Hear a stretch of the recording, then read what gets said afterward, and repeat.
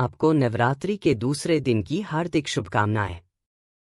दोस्तों, नवरात्रि के 9 दिन तक आपको मां दुर्गा के पावन कथाओं को सुनने को मिलेगा। इसीलिए मेरे चैनल को सब्सक्राइब कर लीजिए और वीडियो को लाइक कर लीजिए कि जब मैं नवरात्रि की कथा अपने चैनल पर डालो तो सबसे पहले आपके पास जाए। दोस्तों, आज नवरात्रि का दूसरा दिन है। आज दोस्तों हम ब्रह्मचारिणी की कथा सुनाने जा रहे हैं, तो आप इस कथा को अंत तक जरूर सुनिएगा। तो चलिए कथा शुरू करते हैं। एक बार की बात है, भगवान नारद ब्रह्मा जी से मिलने आकाश मार्ग से जा रहे थे।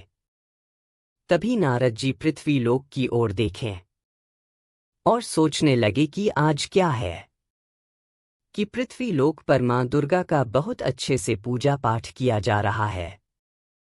यह देखकर उनके मन में प्रश्न उठे और वह सीधे ब्रह्मा जी के पास गए। तब ब्रह्मा जी मां सरस्वती के साथ बैठे थे। तब नारद जी ब्रह्मा जी और मां सरस्वती को नमन किया।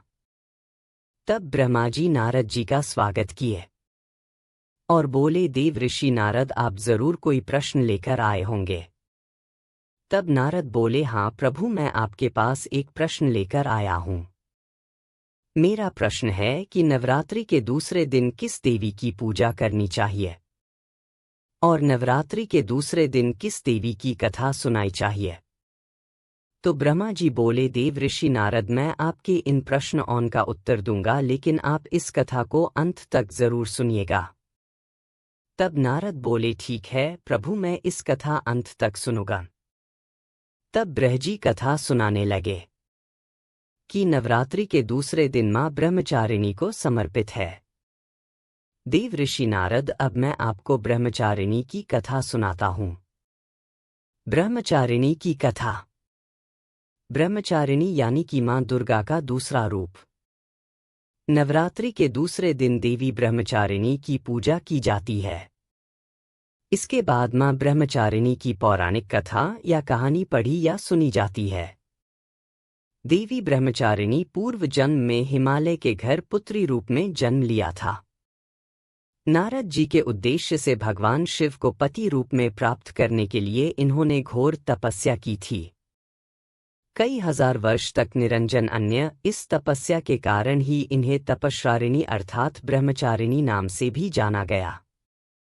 इन्होंने 1000 वर्ष तक केवल फल फूल खाकर बिताया और 100 वर्ष तक जमीन पर रखकर शाक पर निर्वाह की थी।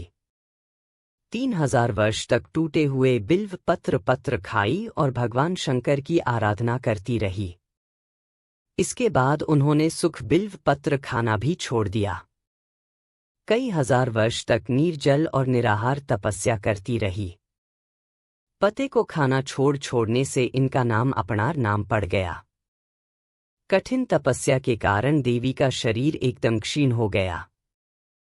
देवता, ऋषि, सिद्धिगण, मणि सभी ने देवी ब्रह्मचारिणी की तपस्या को अभूतपूर्व पुण्य कृत्य बताया, सराहना की और कहा, हे देवी, आज तक किसी ने भी इस तरह कठोर तपस्या नहीं किया।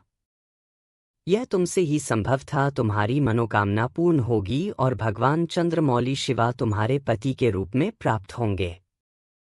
अब तपस्या छोड़कर घर लौट जाओ, जल्द ही तुम्हारे पति शिवा तुम्हें बुलाने आ रहे हैं।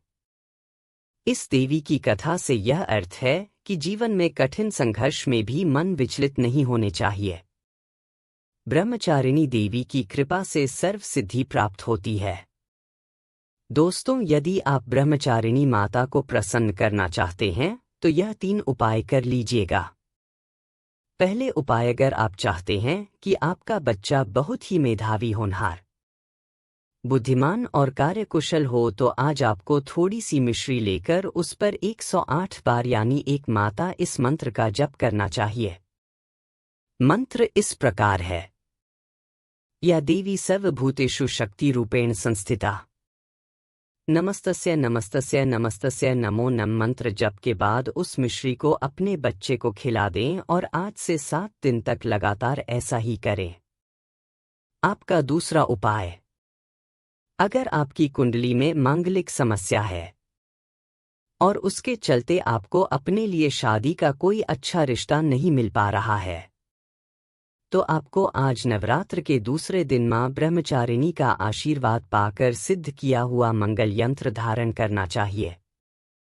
तीसरा उपाय, अगर आप अपने सुख सौभाग्य में वृद्धि करना चाहते हैं, साथ ही जीवन साथी के साथ रिश्ते को बेहतर बनाए रखना चाहते हैं, तो आज आपको भगवान शिव और माता गौरी की विधि पूर्वक पूजा करनी चाहिए। साथ ही इस मंत्र का 21 बार जप करना चाहिए। मंत्र इस प्रकार है। ऊ शंकराय भवोद्भवाय शं ऊ नम। दोस्तों, यदि मेरा वीडियो पसंद आया तो इस वीडियो को एक लाइक और एक सब्सक्राइब कर दीजिए। दोस्तों, मेरा वीडियो वायरल में नहीं जा रहा है, तो कृपया करके मुझे सपोर्ट करें। फिर मिलते हैं अगले वीडियो के साथ। धन्यवाद।